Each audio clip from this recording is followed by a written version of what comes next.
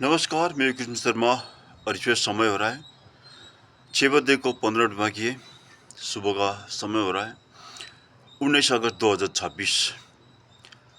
भारत की जनता को यहाँ पर तीन हिस्सा के जो जनता है उनको समझाते समझाते इंसान परेशान होता है, लेकिन वे कभी समझना नहीं चाहते।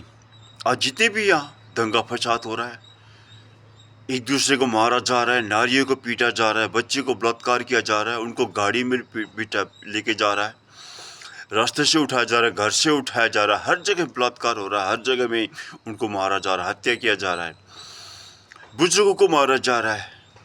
पुलिस वाले, ये पुलिसों को लगाने वाला और कोई नहीं है, यह 5 लोग हैं। बीजेपी, आरएसएस, बजरंग दल, हिंदू महासंघ और विश्व हिंदू परिषद, ये सभी को चलाने वाला विश्व हिंदू परिषद है। ये लोगों के कारण यहाँ पर अत्याचार हो रहा है, मगर जनता तमाशा देख रहा है। एक हिस्सा की जनता यहाँ पर अच्छे सोच बनाकर काम कर रहे हैं। अगर वे भी ना होते तो आज देश में किसी को भी चलना मुश्किल हो जाता।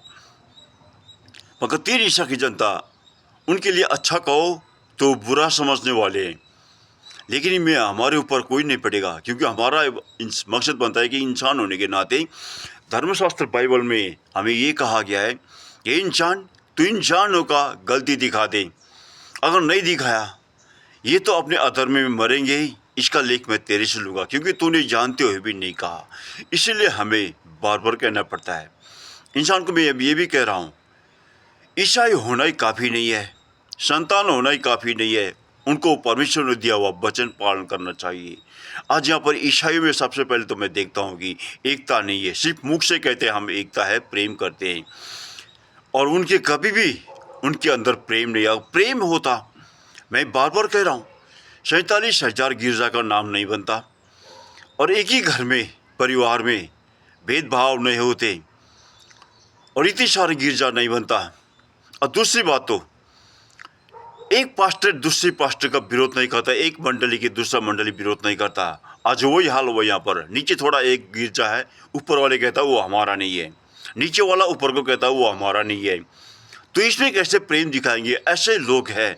तो इसी के कारण तो परमेश्वर ने कहा ना, बाइबल में बार बार कहा, राज्य की संतान बाहर के अंधकार में फेंकी जाओगी। ये गलत सोच करने वाले ईसाई को जरा बाइबल पढ़ने के बाद ध्यान देना चाहिए था। मैं इसलिए बार बार कह रहा हूँ, हमें कोई दरकार नहीं था, लेकिन मैं बाइबल में जो परमेश्वर को पिता का वचन का पालन करना है, उनके बच्चों के लिए हम समझाना है, क्योंकि परमेश्वर ने ये कहा, ये सभी हमारे बच्चे हैं। परमेश्वर ने सृष्टि किया था। परमेश्वर ने ये भी कहा बाइबल में, परमेश्वर ने इतना प्रेम किया संसार को, एकमात्र पुत्र भी दे दिया। तो एक इंसान है यहाँ पर, किसी के लिए ऊपर कुछ होते समय अत्याचार होते, बोलना नहीं चाहता, लड़ना नहीं चाहता, उनके लिए तमाशा देख रहा है, ताकि उनके लिए बोल भी नहीं सकते। ऐसे हाल है आज भारत में, देखा हमने, विश्व में तो ऐसा नहीं है। तो अब यह मैं कह रहा हूँ, भारतीय जनता को फिर भी एक हो जाओ, एक होकर सामना करो। यहाँ पर मैं कह रहा हूँ, धरना मत धरो, और ये भूख हड़ताल मत करो।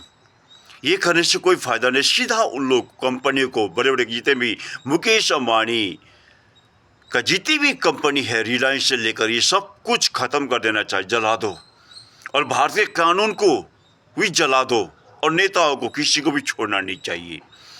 सबसे पहले 2 लोगों को ख़त्म करना है यहाँ पर, मुकेश अंबानी और ये गौतम अदानी। ये लोगों ने इतना लूटा हुआ है ना, यही लोग पैसे देते उन लोगों को, ये दंगा फसाद कराने लगाते हैं।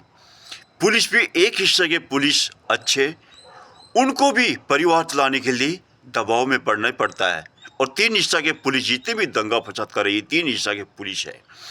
मैं बार बार कह रहा हूँ, हर कोई कानून में भी 3 हिस्सा के लोग गलत है, तो जनता को ज़रा समझना चाहिए। अरे मोदी तो मोदी है, मोदी तो देश का भड़वा है, ये तो ना आगे ना इसका पीछे।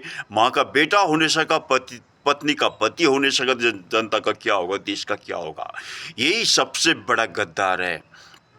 और इसने सभी किसानों का ज़मीन लूटकर अदानी को, मुकेश अंबानी को देने का काम किया। आज मुकेश अंबानी, गौतम अदानी जैसे लोगों का, उनका घर एक का गुजरात है, एक का बम्बई है। आज कर्नाटका जैसे में 1000 एकड़ ज़मीन कहाँ से आया उन लोगों का?